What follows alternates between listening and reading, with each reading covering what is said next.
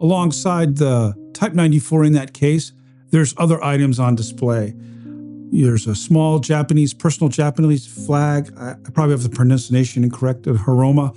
Often Japanese soldiers would carry these. They'd have good luck slogans and stuff from family members and other people in Japan. There's one in there. Also, there are 2 katana swords in there. They're not from the 18th or the 14th century. They're not old or ancient weapons. These were mass-produced during the war. Japanese officers would carry them, and sometimes senior NCOs.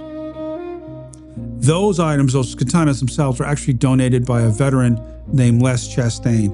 Les was a veteran of World War II. He saw combat in the last days of fighting in Europe with, I believe it's the 93rd Division. And that division is the only division to have served in Europe and then be transferred to Japan for occupation duty.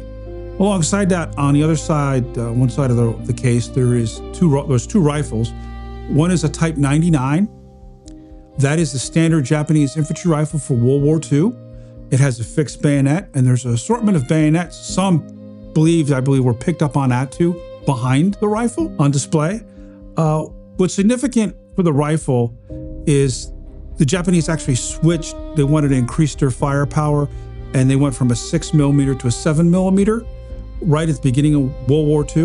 What was also significant is if you look at the bayonet itself, the bottom end is curved. The Japanese trained in bayonet fighting extensively, especially their infantrymen. They trained to be aggressive, and they were trained to use it.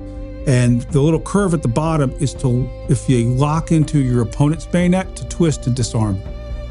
So, and at the Battle of Attu, the climax or the final phase of the battle, early in the hours of the 29th of May, was a Japanese banzai charge, a large, deliberate attack led by the garrison commander, with the remains of the garrison and that infantry battalion, launched a direct attack on the U.S. lines and actually broke through at one location. And they were finally stopped by the engineers, the 50th Combat Engineer Battalion, on a place now called Engineer Hill. And that's what's sort of representative by that rifle with its bayonet fixed. If you look at old newsreels, you will often see Japanese soldiers running around with fixed bayonet.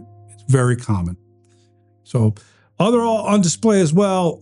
In the rear, there's a back, there is a Type 14 Nambu pistol, would have been the standard sidearm for Japanese officers. Then there's a smaller 7mm pistol, which would have been a private purchase. Throughout World War II, in other places, say Guadalcanal and some other places, the Allies or the U.S. recovered, Allies because the Australians as well, recovered weapons from the Japanese that were non-standard, private purchase sidearms and stuff, usually with officers, but sometimes even enlisted men had them, and even occasionally captured weapons that were reused against us, or British weapons they captured in Singapore were discovered on Guadalcanal. On Attu, nothing unique was found other than the weapons themselves, the Japanese standard issue weapons themselves, and the artillery. There were several artillery pieces recovered to include this one.